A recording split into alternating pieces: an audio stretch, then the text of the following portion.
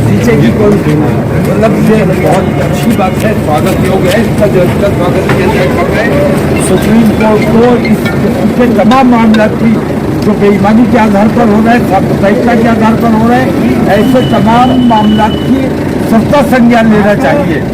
और मेरी मांग है कि संभल में जितने वहाँ पुलिस अधिकारी हैं, जानबूझकर वहाँ के मुसलमानों की हत्या की गई है, संभल को आग में झोंकने की कोशिश की गई है और संभल के जरिए पूरे हिंदुस्तान में अफरा तफरी का माहौल बनाने की कोशिश थी। तो इन तमाम लोगों को वहाँ से हटाया जाए और उच्च स्तरीय जांच कराई जाए और जांच में जो मुजरिम पाए जाए उन्हें माकूल सजा मिलनी चाहिए। क्या संभल जा रहे हैं आप? मैं संभल जा रहा हूँ और संभल के पीछे साजिश किसकी रही है? संभल में जो इतना बड़ा सानहा हुआ है, मुनज़्ज़म साजिश रची गई और हुकूमत का, खास तौर से जिला प्रशासन का, पुलिस का, संभल को आग में झोंकने का प्रोग्राम था। लेकिन वहां के मुसलमानों ने बहुत सूझबूझ से काम लिया और बेईमानी के फैसले के बावजूद कोई नाराजगी का इजहार नहीं किया। सर्वे टीम आई तब कोई नाराजगी का इजहार नहीं किया, किसी किस्म का रिएक्शन नहीं दिया। इससे ये लोग काफी नाउम्मीद भी हुए जो दंगा कराना चाहते थे। वहां के हिंदुओं का भी ये मामला रहा कि उन्होंने इसमें कोई खास दिलचस्पी नहीं दिखाई।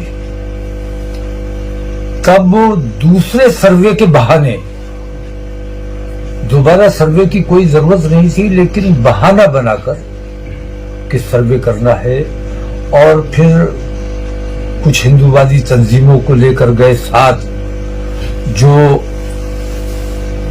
मजहबी नारे लगाते हुए जूतों समेत मस्जिद में घुस रहे थे। तब भी मुसलमानों ने कोई रिएक्शन नहीं दिया। सुबह 6 या 7 बजे का वाकया है ये। तब इन्होंने जो अपने साथ पत्थर लेकर आए थे, इन्होंने खुद ही पत्थर फेंके हैं, और वो पत्थर इसलिए फेंके गए थे ताकि पुलिस को मौका मिले मुसलमानों पर गोलियां चलाने का। ये सब हुआ है। हमारे जो बच्चे वहां शहीद हुए हैं उनके पासमानगान से मुझे मुलाकात करनी है। संभल में अमन बनाए रखने के लिए और संभल का माहौल ठीक करने के लिए मैं चाहता हूं कि वहां जाऊं और लोगों को समझाऊं, और हर मुमकिन मदद जो उन लोगों की हो सकती है वो हमारी जानिब से की जानी चाहिए। तो वो मदद करने हम जाना चाहते हैं। लेकिन इस वक्त मैं बरेली वालों से खास तौर से एक बात कहना चाहता हूं कि इसी तरह तुम्हारे बच्चे कत्ल किए जाते रहेंगे, इसी तरह तुम्हारे घरों पर चढ़ाइयां होती रहेंगी, इसी तरह तुम्हारी मस्जिदों और दरगाहों की बेहुरमती होती रहेगी, बुलडोजर चलते रहेंगे अगर तुम लोग बेदार न हुए। और बेदारी का आलम मैंने ये देखा है कि दिल्ली में प्रदेश में मैं जूझ रहा था, लड़ाई लड़ रहा था, हक की आवाज बुलंद कर रहा था, रसूल आज़म सल्लल्लाहु अलैहि वसल्लम की शान में जो गुस्ताखियां की गई उसके खिलाफ आवाज उठा रहा था, और मैंने तमाम लोगों को आवाज दी थी कि जिसके दिल में इश्क रसूल है वो आए। मुझसे कोई ताल्लुक था या नहीं था, मुझसे ताल्लुक रखते या ना रखते, लेकिन कोई भी मुसलमान ऐसा नहीं है जिसको उन गुस्ताखियों से तकलीफ ना हुई हो और जिसके दिल में इश्क रसूल ना हो। लेकिन मुझे प्रदेश में तन्हा छोड़ा गया। दिल्ली वाले अगर मेरा साथ ना देते तो बरेली में मैंने 25 साल अपने जद्दोजहद की है, मेहनत की है और अपने 25 साल दिए हैं।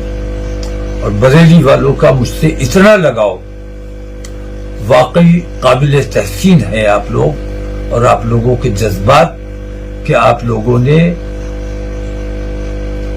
गैरों के साथ खड़े रहोगे तो जो हो रहा है इससे ज्यादा और खराब होने का अंदेशा है।